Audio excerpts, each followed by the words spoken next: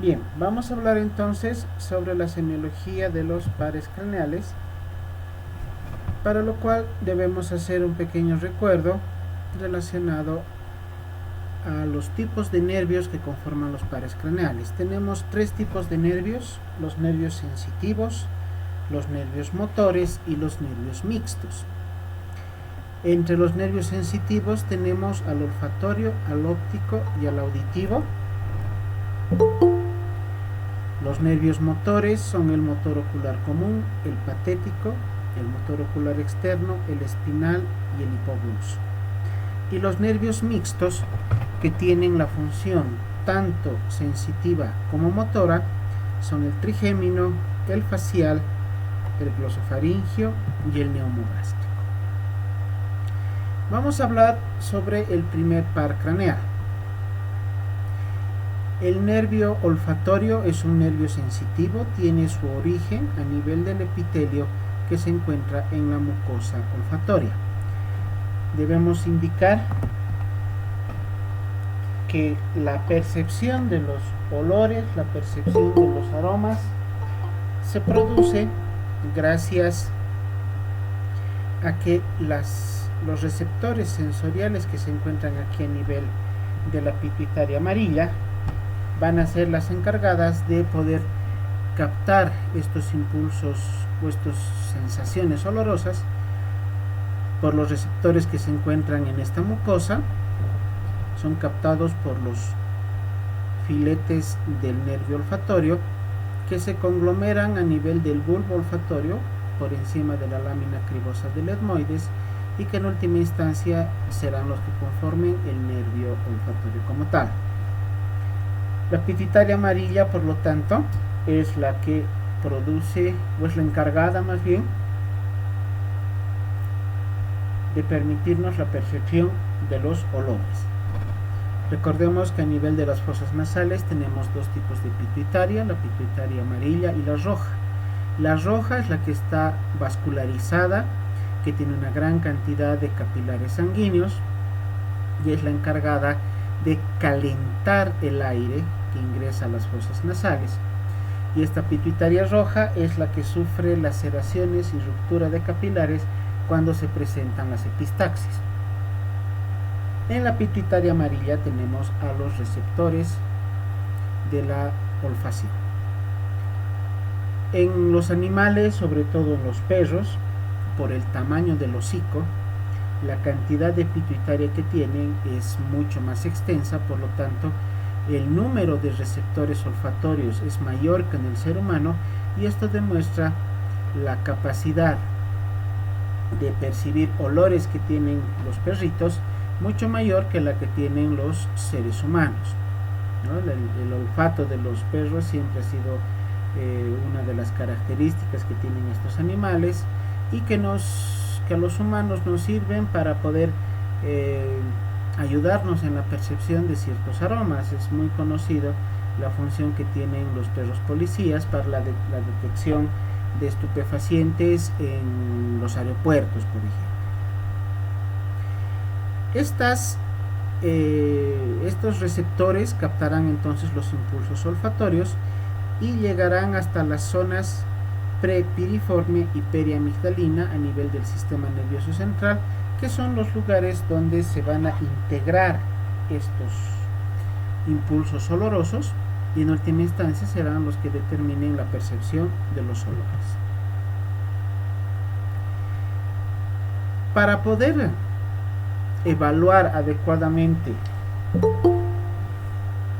el sentido del olfato, el examen es bastante sencillo. Se debe acercar a cada una de las fosas nasales en forma alternante, ocluyendo una para que perciba la otra los olores, y luego ocluyendo la que estaba abierta para que la otra sea la que perciba los olores. O sea, hacer la percepción de olores de manera alternante entre ambas fosas nasales, pero con elementos conocidos, con olores conocidos. Al paciente se lo debe vendar de los ojos para que no sea la vista un medio de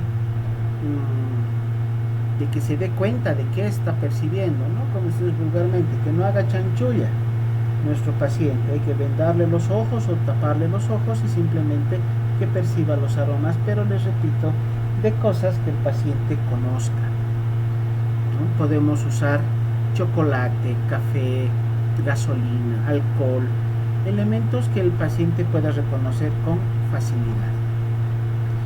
Patologías que vamos a encontrar en el nervio olfatorio: la anosmia, que es la pérdida completa de la agudeza olfatoria.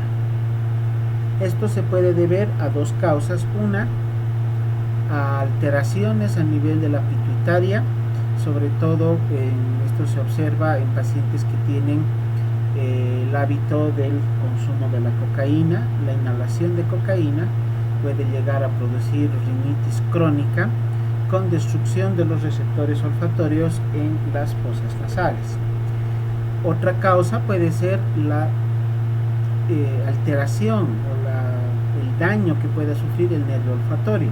Cuando se presentan fracturas a nivel de la base de cráneo, con fractura del hueso etmoides, que si recuerdan tiene como una criba, unos orificios por los cuales pasan los filetes del nervio olfatorio. Si se fractura el etmoides por un golpe directo a nivel de la cabeza, sobre todo a nivel de la zona frontal, se pueden romper, se pueden cortar los filetes nerviosos del nervio olfatorio y esto producir la anosmia.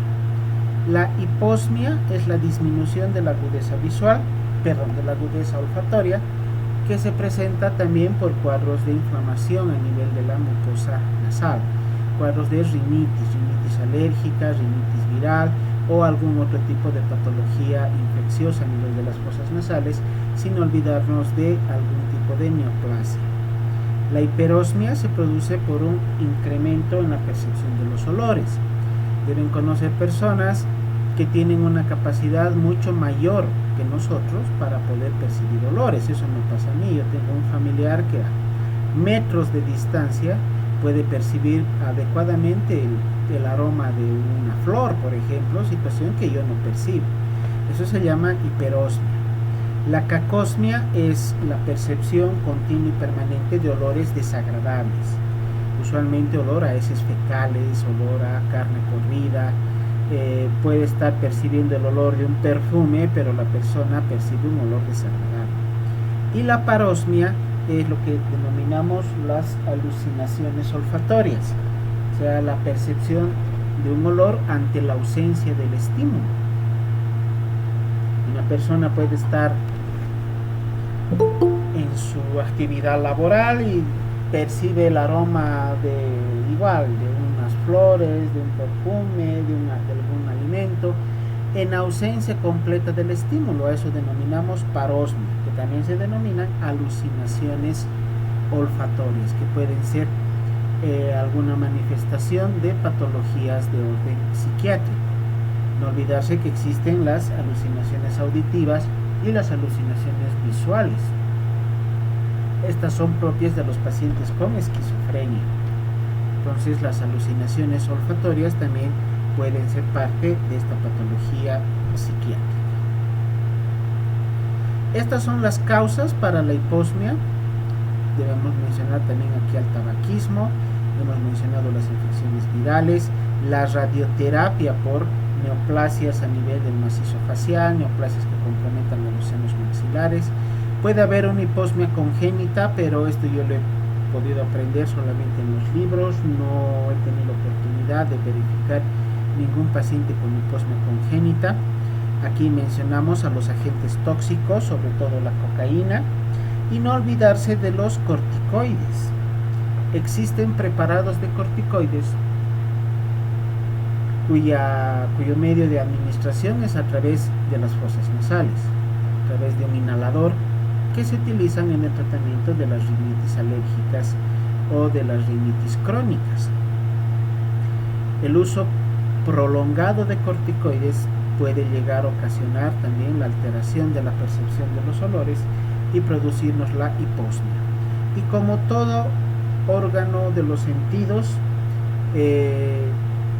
la edad es un factor no modificable que será una de las causas para que se disminuya la percepción de los olores. Esto sucede usualmente a partir de los 60 años, de igual manera como sucede con la disminución de la agudeza visual o de la agudeza auditiva. La parosmia, que hemos mencionado como la alucinación o las alucinaciones olfatorias o confundir olores. Uno puede estar percibiendo alcohol y puede indicarnos que está sintiendo el olor a café. Eso es confundir olores. Eso se denomina también parosmia o alucinaciones olfatorias. Puede ser de origen central, sobre todo por lesión a nivel de la amígdala, que es el lugar donde se centralizan los impulsos olfatorios. Casos muy ocasionales y raros, pero por depresión, por el síndrome ansioso depresivo, que es una patología también psiquiátrica, la esquizofrenia, que ya la hemos mencionado, y el síndrome de abstinencia al alcohol o el síndrome de abstinencia a los estupefacientes. En los centros de rehabilitación, donde se internan pacientes para que dejen de beber, para que dejen de utilizar estupefacientes o drogas, se ha observado con mucha frecuencia esta situación de la parosmia cuando se presenta el síndrome de abstinencia. Y la hiperosmia, que es la percepción excesiva de olores por una agudización aumentada del olfato, puede ser una señal temprana de hipertensión intracraneal. Ya puede ser un dato clínico que nos puede indicar que este paciente tiene gran riesgo de presentar hipertensión intracraneal o endocraniana, que es esta hipertensión endocraniana es de diversas causas, ¿no? Sobre todo masas tumorales. La enfermedad de Graves-Basedov también es otra causa para la hiperosmia, sobre todo pacientes que cursan con hipertiroidismo por aumento en la producción de hormonas tiroideas. La fibrosis quística y la enfermedad de Addison como dos patologías, la primera de orden de las colagenopatías y la segunda endocrinológica por disminución o ausencia en la producción de hormonas de las glándulas suprarrenales. Cualquiera de estas causas puede llevar a la hiperosmia.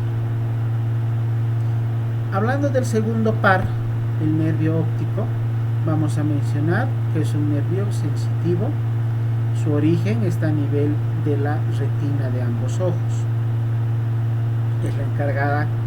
Este nervio es el encargado de transmitir toda la información neurológica captada por la retina, que ha pasado los globos oculares, para integrarse a nivel de los lóbulos occipitales y poder darnos la capacidad de mirar, de poder ver. También el segundo par nos sirve como una vía aferente para el reflejo de la contracción pupilar, para el reflejo fotomotor, ¿no? Cuando colocamos una luz, colocamos luz que puede provenir de una linterna que incide a nivel de las pupilas para producir la miosis. La vía aferente para este reflejo está producida por el nervio óptico.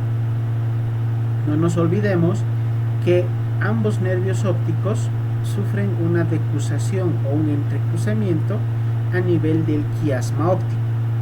El quiasma óptico se encuentra por encima de la silla turca, lugar donde se aloja la glándula hipófisis, ¿no? Cuando hemos hablado respecto a la semiología de la hipófisis, hemos mencionado la ubicación que tiene esta glándula a nivel de la silla turca de la hipófisis. Patologías que puedan comprometer la estructura anatómica normal de la hipófisis, como el adenoma hipofisiario, que es una causa para el gigantismo o la acromegalia, entre otras patologías, puede llegar a comprimir al nervio, al quiasma óptico, y producir disminución de la agudeza visual en uno o en ambos ojos. Esta alteración puede ser en los campos externos, en los campos internos, en uno o en ambos ojos, o a veces en la parte central. Es una de las manifestaciones iniciales para la presencia de adenomas de la glándula hipófisis, es justamente la pérdida, disminución o pérdida de la agudeza visual. Cuando estamos evaluando el segundo par, debemos tomar en cuenta los siguientes puntos: evaluar la agudeza visual, evaluar la percepción de los colores y evaluar los reflejos fotomotor, consensual y de acomodación. Para realizar esta actividad,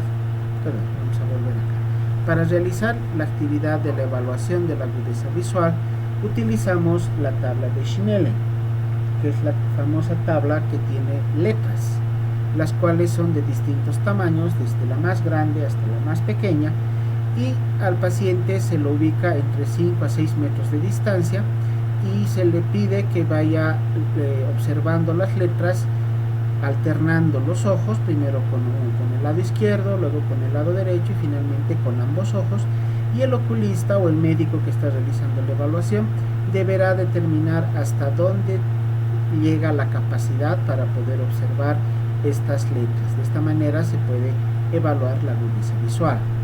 La evaluación de la percepción de los colores es sencilla, ¿no? Se le da al paciente objetos, o lo que se recomienda, el examen semiológico correcto es pasarle cartillas con colores y nos debe de indicar qué color está observando para poder evaluar la presencia de daltonismo.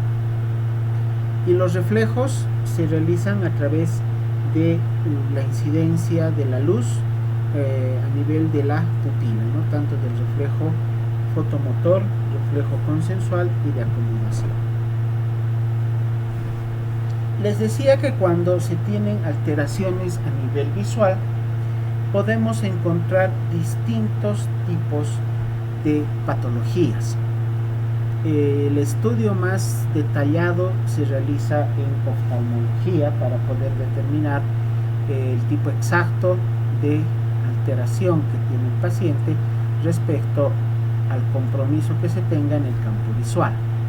En esta gráfica que vemos en el lado derecho está representado en color blanco la visión normal y en color negro la ceguera. Vemos acá el ejemplo de la ceguera monoocular. En este caso el lado derecho es el que presenta ceguera, el lado izquierdo es el ojo normal. Vamos a denominar hemianopsia cuando la ceguera se produce o la ceguera se presenta en un solo lado, en una mitad, si vale el término, del campo visual.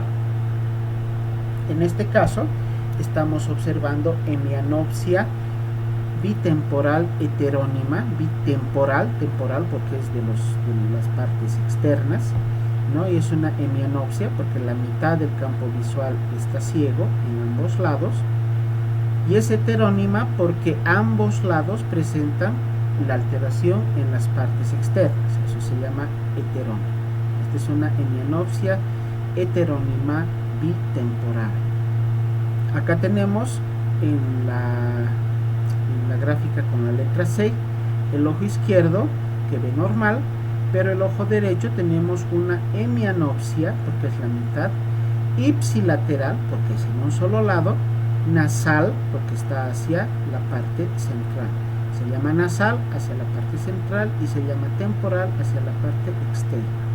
Esta es una hemianopsia ipsilateral nasal. Hemianopsia porque es la mitad, ipsilateral porque compromete a un solo lado y es nasal porque se encuentra hacia la zona central. La letra D será una hemianopsia porque se compromete la mitad del campo visual, homónima porque tenemos ambos lados donde la agudeza visual, el campo visual está comprometido en ambos lados, hacia el lado izquierdo, ¿no? Hacia este lado. En este caso sería temporal y en este otro sería nasal. Como ambos se dirigen hacia el lado izquierdo, se llama hemianopsia homónima izquierda. Y la cuadrantopsia será la pérdida de la visión en un solo cuadrante. Se divide en 4 cuadrantes al campo visual y cuando la ceguera se produce en uno solo de los cuadrantes se llama cuadrantopsia. En este caso, cuadrantopsia inferior, porque está en la parte inferior, e izquierda, porque está dirigida hacia el lado izquierdo. Estas son las alteraciones básicas que se presentan al momento que evaluamos la agudeza visual. Un concepto que debemos recordar es el escotoma, la pérdida visual en una parte del campo visual, como una mancha central. Toda la periferia del campo visual está conservado y es en la parte central donde vamos a identificar la pérdida de la visión. Es como una mancha negra al medio del campo visual. En esa mancha no se observa nada y en la periferia sí se conserva la visión. Eso llamamos escotoma. Para examinar el nervio óptico se debe realizar la identificación o la evaluación a través del uso del oftalmoscopio, ¿no? Para un médico general, la utilización de un oftalmoscopio, de un rinoscopio o de un otoscopio debe ser parte de la evaluación diaria clínica que realizamos a cualquier paciente. Este estudio no es exclusivo del oculista. El oftalmoscopio puede manejarlo cualquier médico. El aparato que vemos acá al centro, esto sí lo maneja exclusivamente el oculista, porque es un equipo especial para determinar justamente la integridad del campo visual, justamente las alteraciones que hemos visto en la diapositiva previa, las cuadrantopsias, las hemianopsias. El paciente mira fijamente, acá por un orificio en la parte central de este equipo, a ciertas imágenes que se muestran en la parte interna, algunas imágenes que son estáticas y otras en movimiento con distintos cambios de posición y de colores. Este equipo está conectado a una computadora y es a través de la computadora que el médico puede ir evaluando la capacidad del campo visual. Y la realización de los reflejos pupilares, que es la que nos va a poder determinar la integridad del nervio óptico, ¿no? El reflejo fotomotor, que es aquel en el cual se acerca la luz a la pupila y se produce contracción de la misma, eso llamamos miosis. El reflejo consensual es la respuesta del ojo no estimulado. Acercamos la luz a uno de los ojos, poniendo la mano al medio a nivel de la nariz, como una pared, como un tabique. Acercamos la luz a uno de los ojos, la pupila se contrae y el reflejo consensual nos demuestra que el otro ojo, el que no está siendo estimulado, también se contrae. A eso se refiere el reflejo consensual. Y el reflejo fotomotor podemos realizarlo con cualquier objeto, el dedo de la mano, el bolígrafo, cualquier objeto que se le coloca a cierta distancia, usualmente entre 30 a 40 centímetros de los ojos, como una distancia inicial, y poco a poco se le va acercando hasta tocar la nariz. Mientras vayamos acercando el objeto, también se va a producir la miosis. Esos son los tres reflejos pupilares que también deben ser evaluados al momento de realizar el examen del segundo par craneal. Cuando realizamos la oftalmoscopía, vamos a evidenciar las características de la retina. Cuando examinemos la retina, recordemos los siguientes puntos.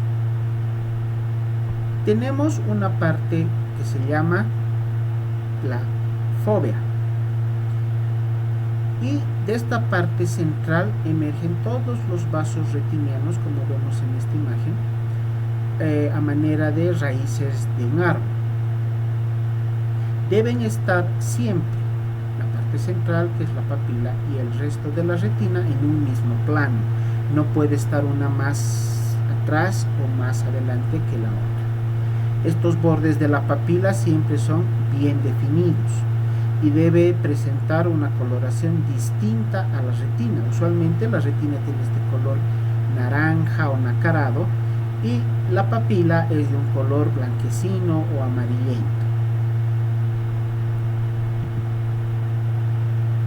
Cuando observamos el fondo de ojo podemos encontrar algunas alteraciones. Como en cualquier tipo de estudio, inicialmente debemos aprender cómo es lo normal, cómo se observa la retina en condiciones normales, para en base a eso recién poder identificar alteraciones patológicas. Acá vemos el edema de papila. En el edema de papila vamos a encontrar los bordes de la papila mal definidos, levemente borrosos. Toda la papila secundaria al edema está sobrelevantada, por lo tanto ya no se encuentra en el mismo plano que el resto de la retina. Ya no se observa la excavación fisiológica que se tiene a nivel de la retina. Los vasos retinianos se observan en la parte venosa, con las venas ingurgitadas, fíjense, más dilatadas. Estas centrales que vemos aquí son vasos más dilatados que los que se encuentran a nivel de la periferia. Y podemos encontrar también hemorragias o exudados a nivel de la retina que pueden determinar la disminución o en algún caso la ausencia de la agudeza visual de este ojo que está comprometido por patologías como los hematomas secundarios a contusiones, a golpes, traumatismos oculares, por tumores de cualquier índole a nivel del sistema nervioso central, presencia de cuadros infecciosos como la meningitis o la hidrocefalia. El edema de papila, pero de tipo inflamatorio, se caracteriza por una disminución de la agudeza visual, que es de rápida instauración. Se presenta esta situación en un par de horas y, de no ser controlada, puede llegar a ser irreversible, llegando el paciente a perder completamente la visión en el ojo comprometido. Un dato clínico que acompaña al edema de papila de tipo inflamatorio es el dolor periorbitario. Toda la zona alrededor de la órbita ocular presenta dolor, tanto espontáneo como a la digitopresión. Esa sería la diferencia con el edema mecánico. El edema mecánico no produce dolor, pero el edema papilar inflamatorio sí produce dolor, que está referido hacia la zona periorbitaria.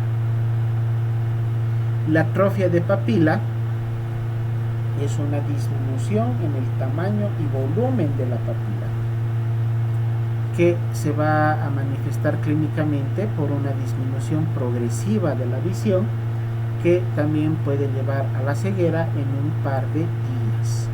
Causas para que se presente la atrofia de la papila: la compresión del nervio óptico. Les mencionaba previamente la compresión que sufre el nervio óptico a nivel del quiasma óptico por un adenoma de hipófisis, sería una de las causas. Intoxicaciones por alcohol, intoxicación aguda por alcohol, personas que han estado consumiendo bebidas alcohólicas durante varios días. No estamos hablando de jarra de una noche, sino estamos hablando de consumo de alcohol durante varios días, que no sería algo muy raro de encontrar en nuestra población. Deficiencias en vitaminas del complejo B, sobre todo B1 y B12. La retinitis pigmentaria, que es una patología de orden inmunológico, donde se produce una alteración de la estructura normal de la retina, en este caso comprometiendo de mayor manera a lo que es la papila. Y traumatismo, siempre los traumatismos oculares, fracturas de la órbita, golpes en la cabeza, traumatismos craneoencefálicos severos, accidentes de tránsito, caídas de grandes alturas, pueden ser también causa para la presencia de esta alteración, que es la atrofia de papila. La obstrucción de la arteria central de la retina, que es el principal vaso que lleva la irrigación sanguínea a la retina, produce una disminución brusca de la agudeza visual. Esto se produce en cuestión de minutos. Se obstruye la arteria por un émbolo, por un coagulito de plaquetas, de tejido, inclusive puede haber émbolos de colesterol, embolia gaseosa, cualquier circunstancia que pueda ocasionar obstrucción a la normal irrigación de la arteria central de la retina va a producir esta alteración de la agudeza visual.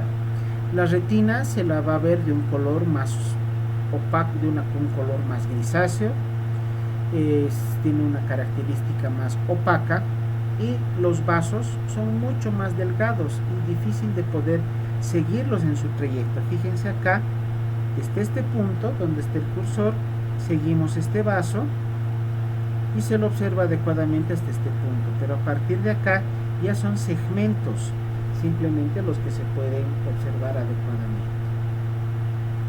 Las causas para la presentación de esta patología serían los ateromas y los embolismos, ¿no? Las embolias, que pueden ser, como les decía, colesterol, la embolia gaseosa, pueden ser plaquetas, pueden ser eritrocitos en los pacientes con eritrocitosis, o de placas ateromatosas que se presentan a nivel de las carótidas, sobre todo a nivel del ángulo de bifurcación o del lugar donde se bifurcan ambas carótidas. Obviamente que como la arteria central de la retina es muy delgada, los émbolos que ocasionan esta alteración también son minúsculos, muy pequeñitos para llegar hasta este lugar de la visión, hasta los vasos retinianos. Hablemos sobre el daltonismo. Conocemos en forma general que el daltonismo es la alteración en la percepción de los colores o esa incapacidad para poder reconocer colores. Es un defecto hereditario, genético, es una patología congénita. Los pacientes ya nacen con esta enfermedad que ha sido heredada por los padres a través de un gen autosómico dominante ligado al cromosoma X. Tenemos algunas variantes respecto al daltonismo. El daltonismo acromático es aquel en el cual el paciente no tiene ninguno de los tres tipos de conos. Sabemos que los conos son las células de la retina que nos ayudan a diferenciar colores. En cambio, los bastones son los que nos ayudan a diferenciar entre blanco y negro, la percepción del impulso luminoso. La ausencia de los tres tipos de conos que se tienen a nivel de la retina serán los que produzcan el daltonismo acromático. En el daltonismo acromático, la persona no puede percibir ningún color. O sea, su vida es en blanco y negro, básicamente. Monocromático. El daltonismo monocromático se presenta cuando existe uno de tres pigmentos que se presentan a nivel de los conos. Recordemos cómo es la impresora en la casa, para que podamos dar un ejemplo. Tenemos usualmente tres cartuchos de colores. La combinación de estos tres cartuchos de colores son los que nos permiten imprimir en una variedad muy grande de colores. Lo mismo es a nivel de la retina.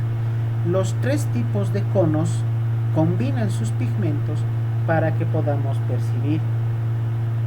Básicamente, según lo último que me acuerdo, la capacidad de los ojos es la de percibir hasta 5 millones de colores. Mucho mejor que cualquier pantalla con resolución 4K. O sea, ningún aparato electrónico ha logrado asemejarse a la capacidad que tienen los ojos para poder diferenciar colores. El daltonismo dicromático se produce, o más bien, el daltonismo dicromático vamos a indicar que es un defecto de mayor severidad que el daltonismo monocromático. Se va a producir por una disfunción de uno de los tres mecanismos básicos para la percepción de los colores. Si se acuerdan, por su conocimiento de fisiología, existen tres mecanismos, tres fases, llamémosle, para que los conos puedan combinar sus pigmentos para la percepción de los colores. En el daltonismo dicromático se produce la alteración o la disfunción de uno de estos tres mecanismos. Y variedades para la presentación del daltonismo podemos mencionar al daltonismo conocido como protanopía, donde existe la ausencia total de receptores para el color rojo. O sea, las personas no van a poder diferenciar el color rojo. Los otros colores sí los diferencian. Solamente es el color rojo el que no logra diferenciarse adecuadamente. La deuteranopía es la ausencia de los receptores para el color verde, y la tritanopía es la ausencia de los receptores para el color azul. Estos son los tres pigmentos principales que tienen los conos en la retina para la percepción de los colores, y dependiendo cuál de los receptores sea el que se encuentra alterado, se presentará protanopía para el color rojo, deuteranopía para el color verde y tritanopía para el color azul. Por lo tanto, no solamente el daltonismo se refiere a que el paciente no confunde el rojo con el verde, que es lo que usualmente se conoce, sino que puede haber combinaciones e inclusive el daltonismo para el color azul. De estos, obviamente, la tritanopía es la menos frecuente. Menos pacientes, menor número de pacientes, alrededor de un 10 a 20% de los pacientes con daltonismo presentarán la tritanopía para el color azul. Alteraciones referidas a la agudeza visual. En la miopía,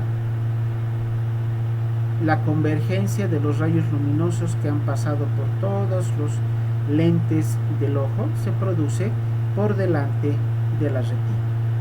Por lo tanto, la persona podrá observar los objetos cercanos, pero ve borroso todo lo que está lejano. En la hipermetropía, la formación de imagen se produce por detrás de la retina. El paciente ve borroso todo lo que es cercano, pero ve perfectamente los objetos lejanos. Entonces, el miope no puede ver bien de lejos y el hipermétrope no puede ver bien de cerca. En el astigmatismo se produce una alteración congénita en la curvatura de la córnea, que va a impedir un adecuado enfoque de los objetos cercanos. Se produce una deformación de la córnea que puede acompañarse también de una deformación del cristalino, donde existe un achatamiento de los polos de ambos lentes, produciendo distintos radios de curvatura en el ojo, en el eje del ojo. Por lo tanto, los objetos, tanto cercanos como lejanos, se ven borrosos, se ven con doble imagen. La mayor parte de los pacientes que tienen astigmatismo ven objetos tanto cercanos como lejanos con doble imagen, como dicen los pacientes, como si tuviera su fantasma. Viendo de cerca, no se puede observar, no se puede diferenciar las letras. Por ejemplo, cuando uno lee un libro, mira la computadora o el celular, no se puede diferenciar una letra de otra, pero al mismo tiempo objetos lejanos también se los ven borrosos. Esto por la alteración en la curvatura del de la córnea. Entonces, la miopía va a suceder cuando el globo ocular es muy largo, es más, su diámetro anteroposterior es mayor de lo normal, lo cual se acompaña de una córnea que tiene una excesiva curvatura. La curvatura cóncava posterior que tiene la córnea es mucho más marcada que en condiciones normales, y en estos casos los objetos distantes se van a ver borrosos. En un paciente normal, objetos cercanos y lejanos se ven bien. En un paciente miope, todo lo que está lejos se observa borroso, y todo lo que está cerca se observa adecuadamente. Esto porque las imágenes se van a formar por delante de la retina. En el hipermétrope, el eje anteroposterior del ojo es más corto, es un ojo más pequeño, que se acompaña de una disminución en la curvatura de la córnea o del cristalino, y esto va a ocasionar que los objetos cercanos se observen borrosos y los objetos lejanos se vean adecuadamente. Como vemos en la gráfica, la imagen se forma por detrás de la retina gracias a que el ojito es más corto, su eje anteroposterior es menor que el del ojo normal. El paciente que tiene astigmatismo, como hemos mencionado, tiene una alteración en la curvatura de la córnea, lo cual va a ocasionar que se produzcan distintos rayos luminosos y no exista un solo punto de convergencia de los rayos luminosos a nivel de la retina. Es por eso que se observan los objetos como si tuvieran su doble imagen, como si tuvieran su fantasma. El astigmatismo, tanto los objetos lejanos, estos de aquí atrás, como los objetos cercanos, se ven borrosos. Fíjense acá, la gráfica nos muestra que los rayos luminosos están convergiendo a nivel de la retina, pero en distintos puntos. O sea, no se logra enfocar en un solo punto, como es lo normal, los rayos luminosos. Son varios puntos estimulados de la retina, lo cual impide un adecuado enfoque y por lo tanto los objetos se van a ver de esa manera borrosos, tanto cercanos como lejanos. Para la corrección del astigmatismo se utiliza una lente externa, una lente de corrección, que va a lograr converger todos los rayos luminosos en un único punto aquí a nivel de la retina, con lo cual se corrige este defecto de refracción de los rayos luminosos y va a permitir al paciente ver tanto los objetos lejanos como cercanos de manera adecuada. La presbiopía es la pérdida progresiva de la visión secundaria a la edad. Personas de tercera edad es lo que usualmente conocemos, ¿no? Nuestros papás, abuelitos que ya han pasado los 60 años tienen disminución o ausencia a la larga de la agudeza visual, esto ocasionado por un endurecimiento del cristalino. Es una deficiencia, es una alteración producida por una esclerosis del cristalino, un endurecimiento del cristalino que no logra un adecuado enfoque, no logra captar adecuadamente los rayos luminosos y no permite que un número adecuado de rayos luminosos ingresen al interior del ojo para poder percibir adecuadamente los objetos que se están observando. A partir de los 40 años, este es un dato reciente, es donde ya puede llegar a observarse presbiopía. Antes se decía desde los 60 años, pero este dato lo he sacado de un estudio que se ha realizado hace unos 2 o 3 años, donde indica que ahora la edad de riesgo para la presbiopía es a partir de los 40 años. donde poco a poco la persona va perdiendo progresivamente la capacidad visual. Esto no se va a presentar en días o semanas, es un proceso que puede durar varios años. Y obviamente, como todas las patologías, no sucede en todos los pacientes. Mis papás han pasado ya los 70 años. Mi papá tiene una vista perfecta. Mi mamá es la que tiene disminución de la agudeza visual por la edad, ¿no? Entonces, no todos los pacientes llegan a presentar esta situación. Es lo mismo que la pérdida de la agudeza auditiva, igual a partir de los 60 años, teóricamente. No todos los abuelitos van a presentar esa alteración. Entonces, en la presbiopía se pierde inicialmente la capacidad para observar los objetos cercanos. O sea, la primera manifestación de la presbiopía será la hipermetropía.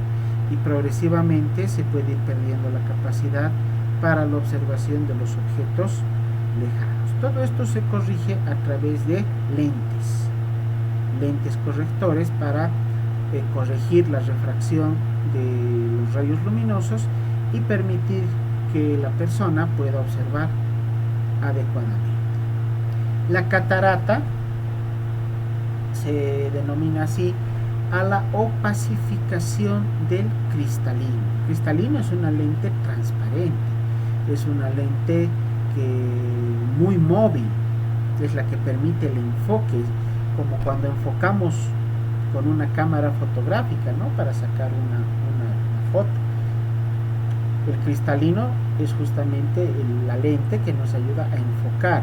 Si estamos en este momento viendo el celular o la computadora mientras yo estoy hablando, estamos observando un objeto y las letras que están apareciendo en este momento en su pantalla. Yo estimo entre 10 a 20 centímetros y logramos enfocar adecuadamente los objetos y las letras que se muestran en la pantalla. Levanten la vista y miren al fondo de la habitación donde están. Los objetos estarán a 2-3 metros aproximadamente y se observan adecuadamente.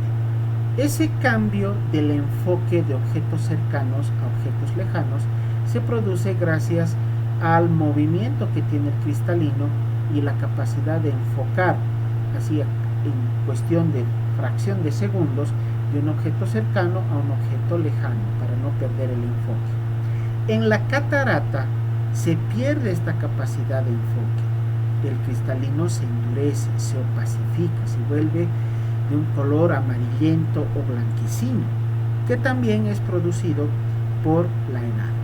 Aunque existe una variedad que se llama catarata congénita. Recién nacidos que ya nacen con catarata, esto puede ser secundario a patologías virales, infecciones virales adquiridas por la mamá durante el embarazo.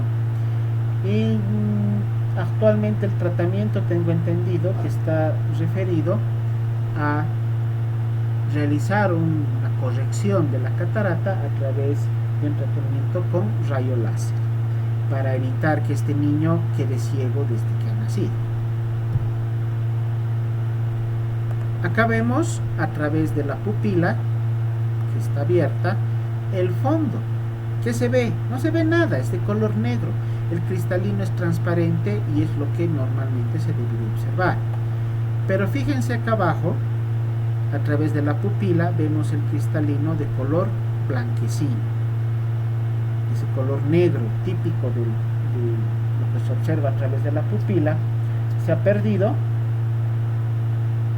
y ha sido cambiado por esta coloración blanquecina que va a impedir la normal visualización de objetos tanto cercanos como lejanos. El estrabismo es otra alteración visual que se caracteriza por la pérdida del paralelismo de los ojos. Cada uno de nuestros ojos tiene un eje antero-posterior. Este eje, el eje de ambos ojos más bien, debe ser paralelo. El eje del ojo izquierdo debe ser paralelo al eje del ojo derecho. En este momento les pediría que se tapen uno de los ojos y miren un objeto que está lejano, que está en la pared de la habitación en la cual ustedes están. Ahora tápense el otro ojo. Van a ver lo mismo, pero con un ligero cambio en el eje. El lado izquierdo va a ver unos centímetros más a la izquierda y el ojo derecho unos centímetros más hacia la derecha. Cuando miramos con ambos ojos, se logra un enfoque binocular, igual que sucede con los largavistas, ¿no? Si han usado largavistas, se debe adecuar el enfoque, el eje que tienen los largavistas para lograr una visión binocular, y de lo que son dos visiones distintas del ojo derecho y del ojo izquierdo, convergerlas en una sola visión, que sería la visión binocular. En el estrabismo se pierde esta capacidad, se pierde el paralelismo del eje de los ojos, y obviamente va a haber una alteración para la visión binocular. No se logra la visión binocular adecuada y la persona puede tener visión doble.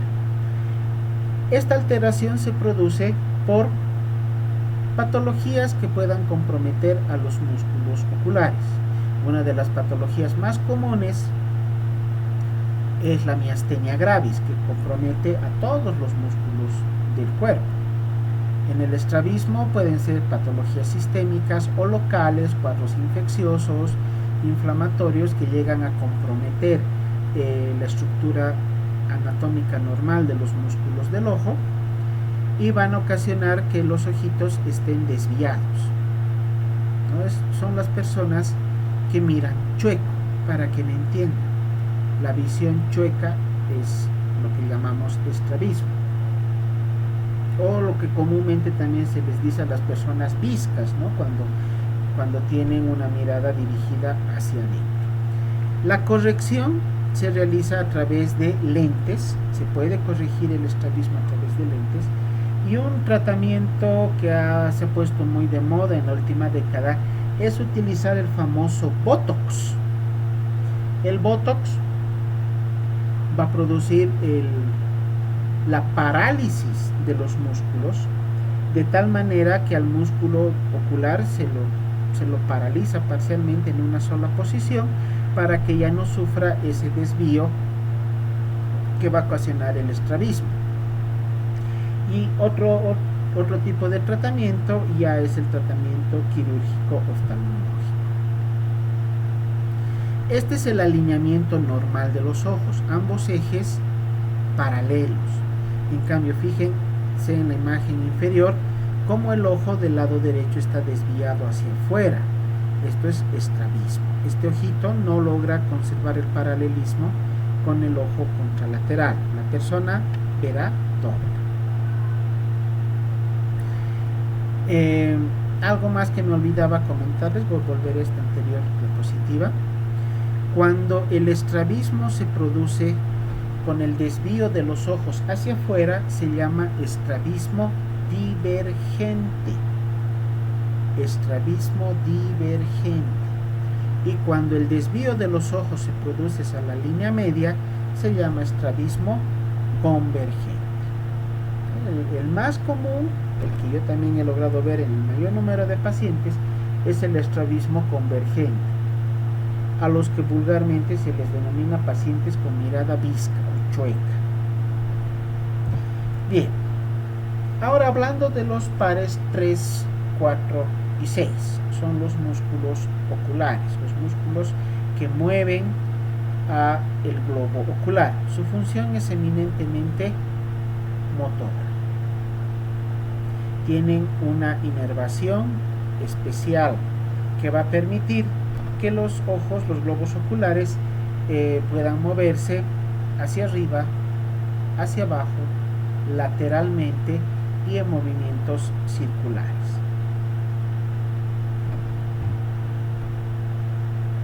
¿Cómo se evalúa a estos pares craneales? Primero, a través de la observación de los movimientos oculares y a través de los reflejos oculares.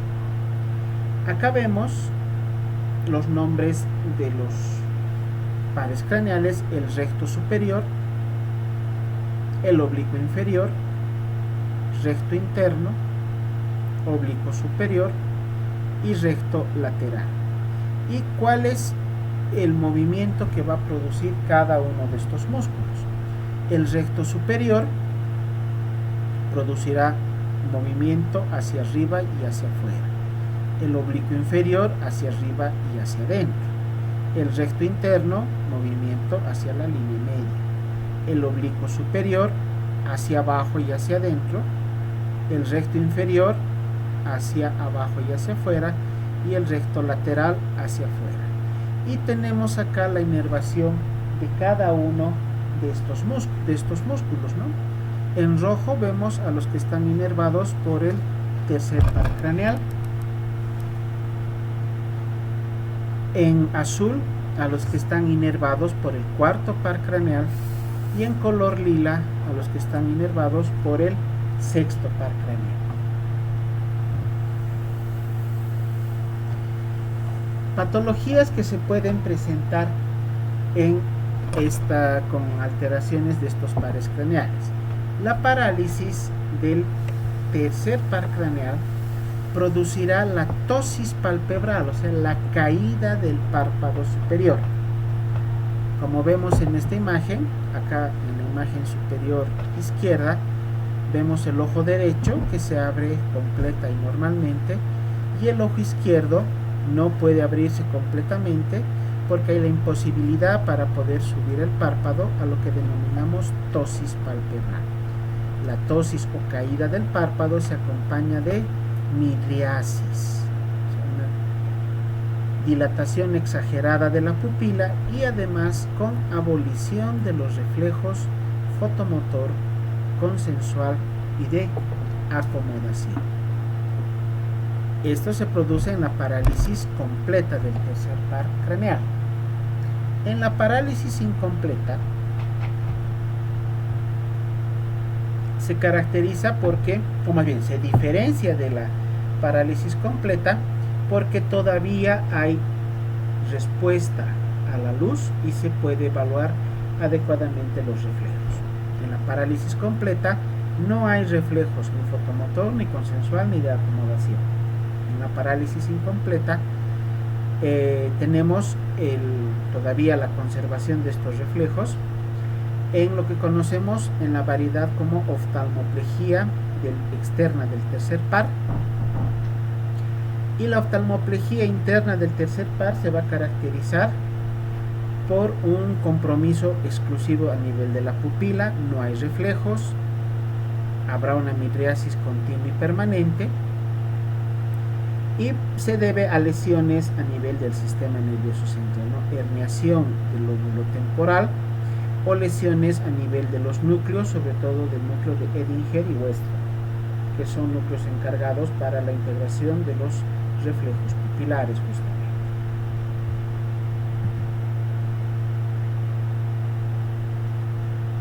Como manifestaciones clínicas de la parálisis del tercer par podemos encontrar estrabismo o visión chueca, lo que hablamos hace unos momentos, la diplopía, que es la visión doble, la ptosis palpebral o caída del párpado, la desviación del ojo hacia abajo y hacia afuera, dilatación pupilar o midriasis permanente y pérdida de los reflejos pupilares, reflejo fotomotor, consensual y de acomodación. En la parálisis del cuarto par, el ojo se va a desviar hacia adentro. No habrá la capacidad para poder mover los ojos hacia afuera. El ojo permanentemente se queda con la mirada hacia adentro. Cuando se trata de esta patología, una característica clínica es la diplopía, la visión doble. Cuando pedimos al paciente que mire hacia afuera, el paciente logrará mover parcialmente el globo ocular, pero se va a acompañar de una visión doble. O sea, el paciente no va a lograr mirar adecuadamente. Con el cuarto par, el patético o nervio troclear, tenemos la imposibilidad para descender el ojo, la imposibilidad de llevarlo hacia abajo, de poder girar el ojo o de moverlo hacia abajo. Como no se logra realizar esta actividad, este movimiento, con el globo ocular, la persona tendrá mucha dificultad para realizar movimientos como bajar gradas.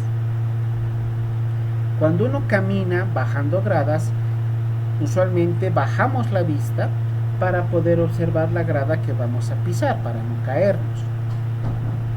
Situación que no ocurre cuando estamos caminando en una superficie plana, usualmente miramos hacia el frente, pero cuando subimos o bajamos gradas, normalmente miramos la grada que vamos a pisar, sobre todo cuando bajamos, para no caernos.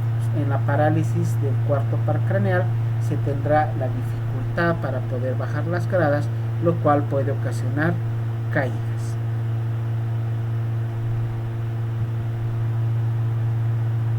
Entonces, en la parálisis del cuarto par tendremos al ojo desviado hacia adentro y hacia arriba. No va a haber la posibilidad de mirar hacia abajo. A esto en semiología se conoce como el signo de Wielczewski. Nombres muy raritos que se han puesto en estos casos, porque lamentablemente son médicos extranjeros que han logrado o que han estudiado estas patologías y le han puesto su nombre. Este se llama el signo de Wielczewski.